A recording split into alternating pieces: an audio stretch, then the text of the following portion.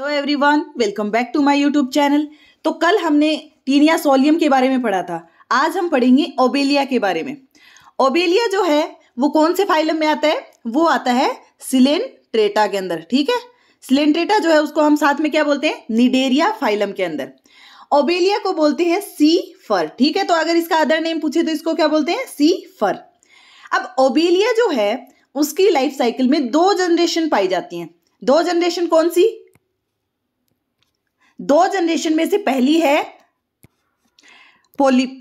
Polyp जो है उसको क्या बोलते हैं? हाइड्रेब कॉलोनी। और जो पोलिप है वो एसेक्सुअल रिप्रोडक्शन करता है। अब पोलिप में हमें क्या याद रखना है? पोलिप मतलब पी से स्टार्ट हो रहा है, तो पाइप लाइक मतलब ये होता है ट्यूब लाइक स्ट्रक्चर वाला। ठीक है, पाइप या ट्यूब लाइक स्ट्रक्चर वाला। सेकंड हमारी जो जनरेशन है वो होती है मेडुसा। मेडुसा जो है उसमें क्या होता है? अम्ब्रेला लाइक स्ट्रक्चर होती है। आपने बहुत बार इसका डायग्राम देखा होगा। ये अम्ब्रेला लाइक जो स्ट्रक्चर है वो होती है मेडुसा के। पोलिप जो है वो ट्यूब लाइक, मेडुसा जो है वो है अम्ब्रेला लाइक। और पोलिप जो है उसमें एसेक्सुअल रिप्रोडक्शन होता है हमेशा। मेडुसा में क्या होता है? Sexual reproduction. थोड़ा सा डिटेल में हम कैसे देखेंगे कि जैसे पोलिप है उसमें हमने अभी देखा कि एसेक्सुअल रिप्रोडक्शन होता है, और पोलिप से ही हमेशा क्या बनता है? पोलिप से हमेशा बनता है मेडुसा, और मेडुसा से बनता है पोलिप। तो अब जब हमें पता है कि पोलिप में कौन सा रिप्रोडक्शन होता है? एसेक्सुअल, तो अब हम बता सकते हैं कि पोलिप में जब एसेक्सुअल रिप्रोडक्शन होता है तब क्या बनता है? मेडुसा। और मेडुसा में जब क्यों कौन सा रिप्रोडक्शन होता है? सेक्सुअल रिप्रोडक्शन, क्योंकि मेडुसा में होता है सेक्सुअल रिप्रोडक्शन। तो इसमें जब सेक्सुअल रिप्रोडक्शन होगा तो बनेगी पोलिप स्टेज। पोलिप से मेडुसा का फॉर्मेशन होता है एसेक्सुअल से, और मेडुसा से जब पोलिप बनती है वो बनती है सेक्सुअली। फिर इनकी बात करें मेडुसा में कि ये सेक्सुअली रिप्रोड्यूस तो करते हैं, तो क्या इसमें मेल फीमेल अलग अलग होते हैं? तो हाँ, इसमें मेल और जो फीमेल है वो अलग अलग होते हैं। इसमें जो 2 मेडुसा हैं उनमें से एक को प्लस और एक को माइनस मान के हम मेल और फीमेल मानते हैं। ठीक है, अब हम बात करते हैं इसमें फर्टिलाइजेशन की। फर्टिलाइजेशन जो है उसमें क्या होगा कि सबसे पहले एक जो मेडुसा है, चाहे जिसको प्लस मान लो और एक को माइनस मान लो, कोई भी मानो चाहे, वो तो एक तो रिलीज करेगा एग, मतलब मेल और फीमेल 2 हो गए। ठीक है, तो जो फीमेल है वो तो रिलीज कर देगी एग, और जो मेल हो गया वो करेगा रिलीज स्पर्म। एग और स्पर्म मिलके हमेशा क्या बनाते हैं? ये हमें पता ही है, जाइगोट। जाइगोट में जब क्लीवेज होता है तो बनती है मोरुला स्टेज, मोरुला से बनती है ब्लास्टूला, ब्लास्टूला से बनती है गैस्ट्रोला स्टेज। ये तो हमने हमेशा से रट रखी है चीजें। लेकिन इसके बाद में नेक्स्ट क्या होता है कि ये ओबेलिया है, तो ओबेलिया का लार्वा बनता है इसमें। और ओबेलिया का जो लार्वा है उस लार्वा का नाम है प्लेनुला लार्वा। और ये इंपॉर्टेंट है। ठीक है, लार्वा कई बार क्या होता है डायरेक्टली जो मेंबर हैं वो देखे और उनकी लार्वल स्टेज से ही उनको मैच करवाने का क्वेश्चन पूछ लेते हैं। तो हमें याद रखना है ओबेलिया की जो लार्वल स्टेज है वो है प्लेनुला। ठीक है, फिर यहाँ बात करें मोरुला जो होता है वो एकदम सॉलिड बॉल की तरह स्ट्रक्चर होती है, और ब्लास्टूला जो है वो भी बॉल की तरह है लेकिन खोखली बॉल की तरह। फिर इनमें जब एग स्पर्म तो रिलीज कर दिए, लेकिन एग और स्पर्म के रिलीज करने के बाद में ये जो फर्टिलाइजेशन है वो कैसे हो सकता है कि या तो एग और स्पर्म दोनों को ही समुद्र के जल में क्या है बाहर रिलीज कर दिया, और वहां पर ये क्या करेंगे कि फर्टिलाइज कर लेंगे। यहाँ गैमेट स्वतंत्र हो जाते हैं और जल की धाराओं के द्वारा स्पर्म्स को फीमेल मेडुसा तक ले जा सकते हैं। और इसके बाद में क्या होगा कि ठीक है, स्पर्म को रिलीज कर दिया बाहर, फीमेल मेडुसा तक वो चले गए और उनमें हो गया फर्टिलाइजेशन, जहां पे एग और स्पर्म आपस में क्या हो जाएंगे? फ्यूज। एग और स्पर्म फ्यूज होने के बाद में क्या करेंगे कि जो पॉलिप है मेडुसा गैमेट्स को मुक्त करने के लिए तुरंत बाद मर जाती है। अब जो हमारी प्लस और माइनस मतलब मेल और फीमेल जो मेडुसा थी उन्होंने एग और स्पर्म रिलीज कर दिए। उसके बाद में नेक्स्ट क्या होगा? नेक्स्ट होगा कि मेडुसा यहाँ पे अब हो जाएगी खत्म, वो हो जाएगी, उसकी हो जाएगी डेथ। सेकंड, अब हमने क्या पढ़ लिया कि फर्टिलाइजेशन पढ़ लिया कैसे होता है। फर्टिलाइजेशन होने के बाद में मतलब जाइगोट बनने के बाद में अब आगे डेवलपमेंट कैसे होता है उसको हम थोड़ा सा डिटेल में और देख लेते हैं। तो डेवलपमेंट में सबसे पहली जो स्टेज आएगी वो आएगी क्लीवेज। क्लीवेज में क्या होगा कि जाइगोट जो है उसमें क्लीवेज होना स्टार्ट हो जाएगा। क्लीवेज कौन से टाइप का होता है इसमें? ओबेलिया में वो होता है होलोब्लास्टिक। होलोब्लास्टिक मतलब पूरी एक सेल को बीच में से एकदम 2 बराबर भागों में बांटेंगे, और बिल्कुल जैसे एक पाइप को हम बीच में से काटें उस टाइप का डिवीजन। तो होलोब्लास्टिक समान होता है और पूर्ण होता है।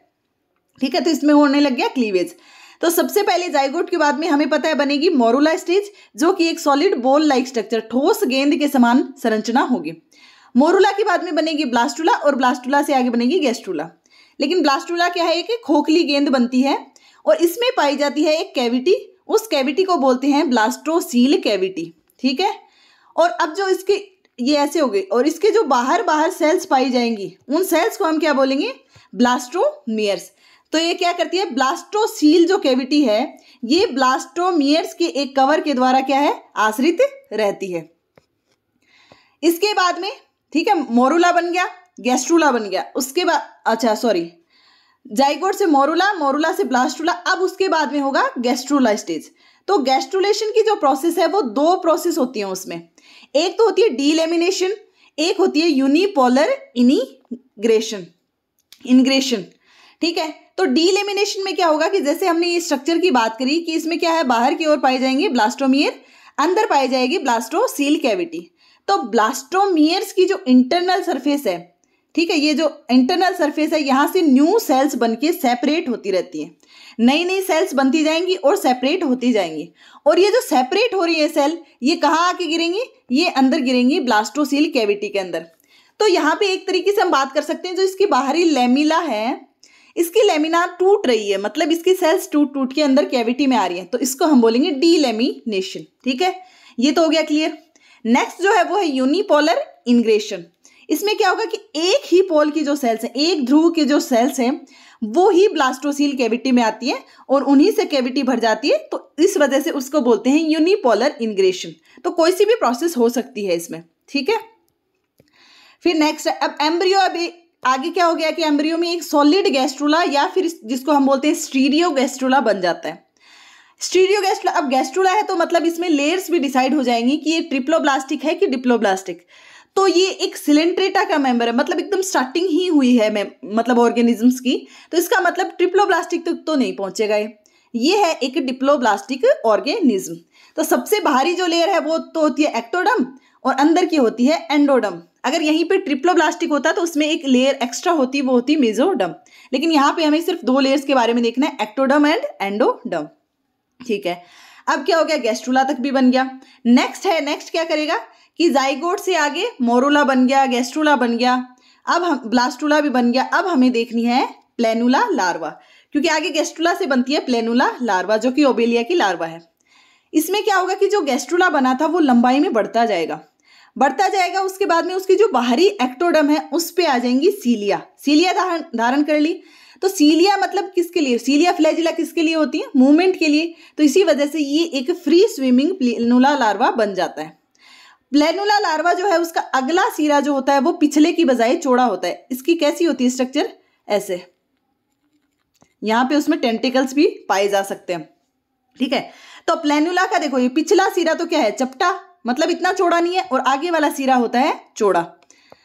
उसके बाद में क्या होता है कि ये हो गया, ऐसे ऐसे इसमें चेंजेस आते रहते हैं। शीघ्र ही ये जो ठोस एंडोडर्म में डीलेमिनेशन की प्रोसेस हमने देख ली कि सेल्स टूट टूट के अंदर आ रही है ब्लास्टोसील कैविटी में। तो उसके बाद में एक कैविटी या गुहिका विकसित हो जाती है, जिसे हम क्या बोलते हैं, उस कैविटी को हम बोलते हैं एंटेरोन। फिर जो प्लेनुला है वो एक्चुअल में अब क्या हो जाता है, 2 लेयर्ड लार्वा बन जाता है। 2 लेयर्ड मतलब अंदर की तरफ तो एंडोडर्म और बाहर की तरफ क्या होती है, एक्सोडर्म, और एक्सोडर्म पे प्रेजेंट होते हैं सीलिया। तो ठीक है, सीलिएटेड एक्सोडर्म बन जाती है। अब हिस्टोलॉजिकली मतलब औतकी स्तर पर अगर हम देखें इस लार्वा में, तो इसमें क्या क्या पाया जाएगा, इसमें स्तंभी एक्टोडर्म पाई जाएगी, संवेदी सेंसरी ऑर्गन्स पाए जाएंगे, तंत्रिका मतलब न्यूरोल, और एंडोक्राइन मतलब ग्लैंड्स सेल्स पाई जाएंगी, पेशीय प्रवर्ध और दंश सेल्स प्रेजेंट होती हैं। ठीक है, तो कुछ भी पूछ ले, स्तंभी एक्टोडर्म पाई जाती है, संवेदी, तंत्रिका, ग्रंथि सेल्स, पेशीय प्रवर्ध और दंश कोशिकाएं प्रेजेंट होती हैं। ठीक है, अब जो स्टेज है नेक्स्ट प्लेनुला के बाद में नेक्स्ट स्टेज हमारी होगी हाइड्रूला स्टेज। इसमें क्या होता है कि जो ये प्लेनुला है उसमें सीलिया प्रेजेंट होने की वजह से ये फ्री स्विमिंग करता है, लेकिन एक टाइम आएगा उसके बाद में ये लार्वा क्या करेगा, जल में नीचे बैठ जाएगा। ठीक है, नीचे डूब जाएगा और अपने अगले सिरे पर पत्थर या फिर जलवासी कोई भी जल में जो पौधे हैं, लकड़ी हैं, या कोई भी सॉलिड पदार्थ, कोई भी ठोस पदार्थ वहां पे मिल गया, उस पे चिपक जाता है। ठीक है, चिपकने के बाद उसमें क्या होता है उसमें होता है मेटामॉर्फोसिस। मेटामॉर्फोसिस मतलब क्या होता है? कायांतरण। ठीक है, जैसे हम मेंढक की बात करें तो मेंढक छोटा होता है तो वो टेडपोल लार्वा बिल्कुल मछली की तरह दिखता है, लेकिन बड़ा होकर वो बिल्कुल ही क्या होता है? अपोजिट होता है उसका। ठीक है, उसी तरीके से इसमें होता है मेटामॉर्फोसिस, मतलब बिल्कुल इनकी बॉडी चेंज हो जाएगी। जो फ्री स्विमिंग था प्लेनुला लार्वा वो अब हाइड्रुला में कन्वर्ट होने जा रहा है। तो इसके लिए इसके जो प्रारंभिक सिरे है उस पर चिपकने के लिए एक तो क्या होगी? बेसल डिस्क बन जाएगी, और जो दूसरा सिरा है उस पे एक हस्तक और स्पर्श को, मतलब उस पे टेंटेकल्स आ जाएंगे। ठीक है, जो मैंने पीछे डायग्राम बनाया ना ऐसे करके, और उसमें टेंटेकल्स आ जाएंगे।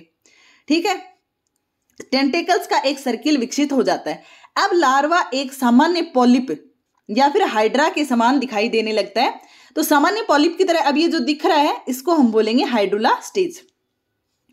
फिर उसके बाद में क्या होगा कि एसेक्सुअल बडिंग, पॉलिप बना है। अब ये हमें क्या पता है कि पॉलिप में होता है एसेक्सुअल रिप्रोडक्शन, मेडुसा में होता है सेक्सुअल रिप्रोडक्शन। ठीक है, तो एसेक्सुअल बडिंग की प्रोसेस के द्वारा हाइड्रुला, मतलब ये जो पॉलिप या हाइड्रुला है वो क्या करता है? धीरे धीरे अपने जो पित्र ओबेलिया कॉलोनी मतलब पेरेंट ओबेलिया कॉलोनी है उसी के समान क्या करता है? नए शाखादार ओबेलिया कॉलोनी में बन जाता है।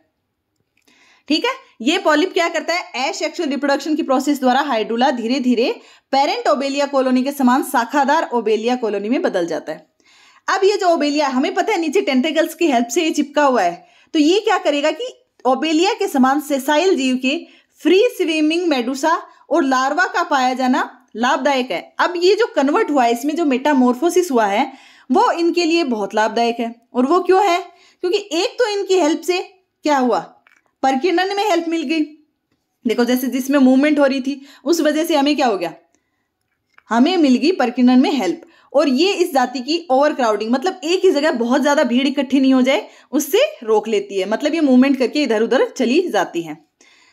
उसके बाद में हमने फर्टिलाइजेशन पढ़ लिया, हमने डेवलपमेंट पढ़ लिया। अब उसके बाद में हम देखेंगे अल्टरनेशन ऑफ जनरेशन।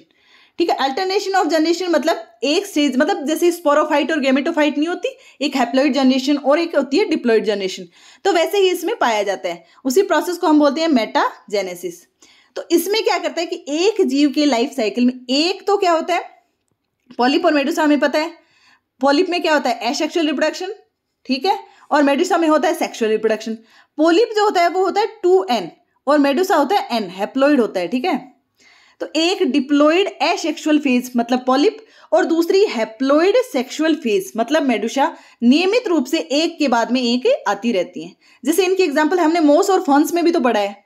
उसमें क्या होता है कि एसेक्सुअल डिप्लॉइड जनरेशन होती है मतलब स्पोरोफाइट, और दूसरी होती है सेक्सुअल हैप्लॉइड जनरेशन जिसको बोलते हैं गेमेटोफाइट। उनमें कंटिन्यूअसली अल्टरनेशन ऑफ जनरेशन पाया जाता है। किसमें? वो पाया जाता है मोस और फंस में।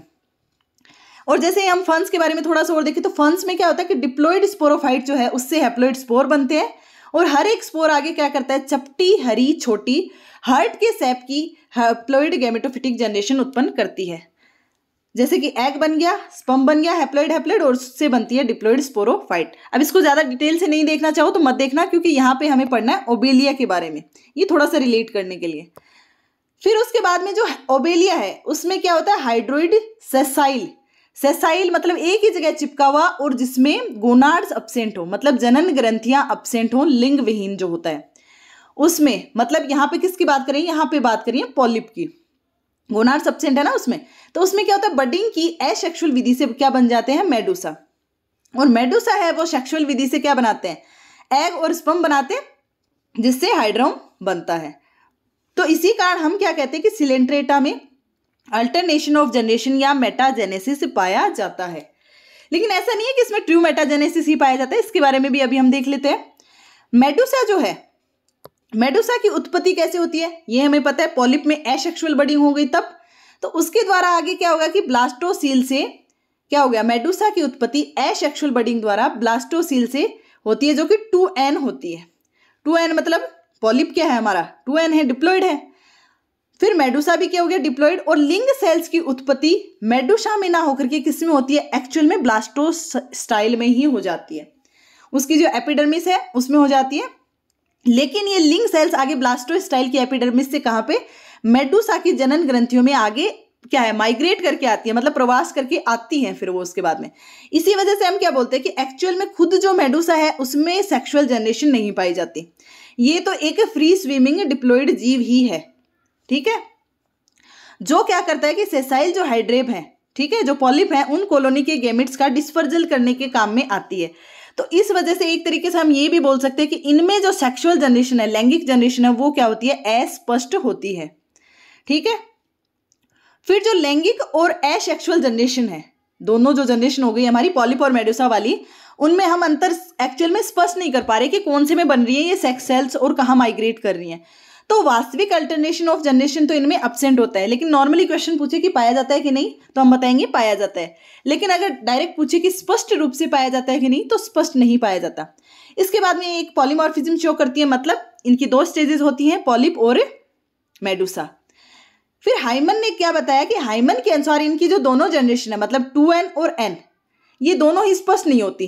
तो इस वजह से सिलेंट्रेटा जो है उस फाइलम में मेटाजेनेसिस नहीं होता, क्योंकि मेडुसा जो है वो तो एक पूर्ण विकसित जीव है और पॉलिप को एक स्थायी लार्वा माना गया है। फिर हम बात करें इसके लाइफ साइकिल की, तो इसके लाइफ साइकिल में क्या होता है, वही हम एक को प्लस और एक को माइनस मान लेते हैं, मतलब एक फीमेल और एक मेल मेडुसा हो गया। ये दोनों मेडुसा के डायग्राम है। तो फीमेल में बन गए एग, मेल में बन गए स्पर्म, दोनों ने मिलकर फर्टिलाइज करके बनाया जाइगोट। जाइगोट से आगे मोरूला बनेगा, तो उसके लिए सबसे पहले क्या, क्लीवेज होते होते पहले 2 सेल की स्टेज आएगी, फिर 4 सेल्स की स्टेज आएगी, मतलब बन गया मोरूला। मोरूला से नेक्स्ट बनेगा ब्लास्टूला, ब्लास्टूला फिर उसके बाद में डिटेल से नहीं लिख रखा, लेकिन ब्लास्टूला से फिर आगे बनेगा गैस्ट्रूला, गैस्ट्रूला से आगे बनेगी प्लेनुला लार्वा। और प्लेनुला लार्वा जो है वो क्या होती है, फ्री स्विमिंग होती है, ठीक है। अब प्लेनुला लार्वा पानी में नीचे क्या होगी, सेटल डाउन हो जाएगी। सेटल डाउन होने से क्या बनेगी, यहाँ पे आगे बन जाएगी यंग पॉलिप। यंग पॉलिप आगे डेवलप होकर डेवलपिंग पॉलिप बना देगी, ठीक है, और फुल्ली डेवलप पॉलिप हो गया। और पॉलिप में क्या होता है, एसेक्सुअल रिप्रोडक्शन से क्या बन जाएगा, मेडुसा। और मेडुसा में तो क्या है, सेक्सुअल रिप्रोडक्शन के द्वारा बनी रहे पॉलिप, ठीक है। तो आज का हमारा वीडियो यहीं कंप्लीट होता है। आई होप आपको आज का ये वीडियो बिल्कुल पसंद आया होगा। अगर वीडियो पसंद आया है तो वीडियो को लाइक, चैनल को सब्सक्राइब और अपने सभी दोस्तों के साथ शेयर जरूर करना। नेक्स्ट भी हमारे ऐसे टॉपिक्स आते रहेंगे।